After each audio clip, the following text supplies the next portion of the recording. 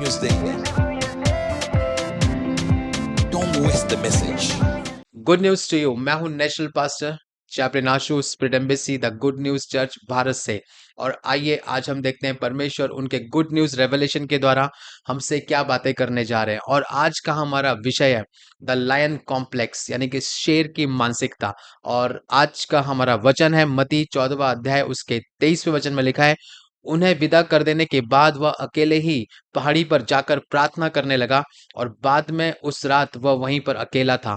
Praise the Lord. सो यहाँ पे prophet Hubert angel जी बताते हैं कि यह कोई रहस्य नहीं है, मतलब ये कोई सीक्रेट नहीं है कि जो किंगडम ऑफ एनिमल्स रहती है, यानी कि जो जंगल का जो राज्य रहता है, पशुओं के राज्य में जो शेर होता है वो जंगल का राजा होकर सबसे ऊंचे स्थान पे रहता है, वो उस श्रेणी में सबसे ऊपर बैठता है।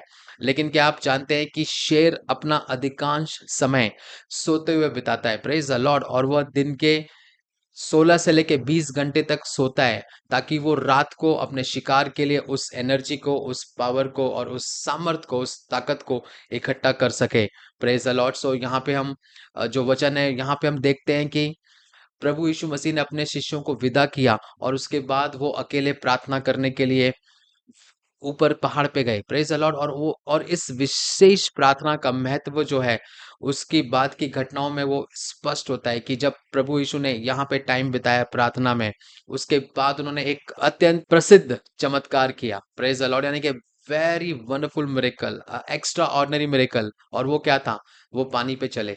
Praise the Lord. सो एक मसीह के रूप में ये आवश्यक है कि आप भी शेर की मानसिकता को अपनाएं, इस सेम माइंडसेट को आप भी अपनाएं और प्रार्थना में समय निकालकर आप अपनी स्पिरिट को, आपकी आत्मा को पुनः संचार करें, यानी कि उसे फिर से रिचार्ज करें। जैसे आप मोबाइल रिचार्ज करते हैं, डिश एंटीना रिचार्ज करते हैं, आपकी लाइफ में और भी ऐसी चीज़ों की जो आप रिचार्ज करते हैं, इसी तरह आपको आपकी स्पिरिट को प्रेयर में रिचार्ज करना पड़ता है। जैसे यीशु मसीह ने अपने आप को प्रेयर में लेके गए, प्रार्थना में गए और उन्होंने अपने आप की, अपनी स्पिरिट को उन्होंने रिचार्ज किया। और जैसे शेर अपने आराम करते के टाइम पे, वो जो 12 या 20 घंटे जब वो आराम करता है तो वो उस अपनी शक्ति को जुटाता है, अपनी शक्ति को वो इकट्ठा करता है।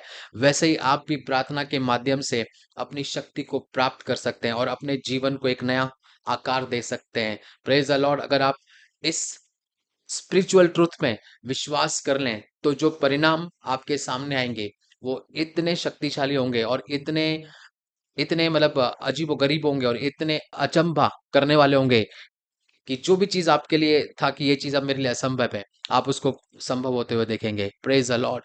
सो आज का वचन हमें ये समझा रहा है कि प्रार्थनाओं में जाके अपने आप को आप रिचार्ज कीजिए।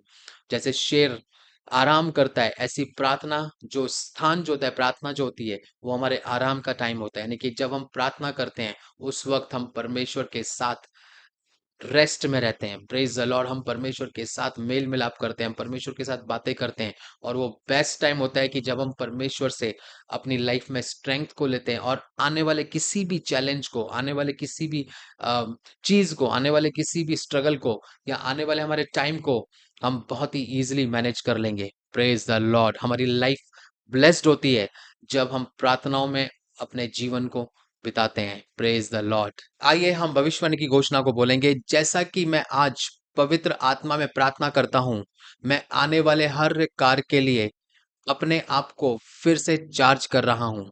मैं यीशु के नाम में हर प्राकृतिक कानून को चुनौती देता हूं जो मुझे समृद्ध होने से रोकने की कोशिश कर रहा है, यीशु के सामर्थी नाम में। आमीन।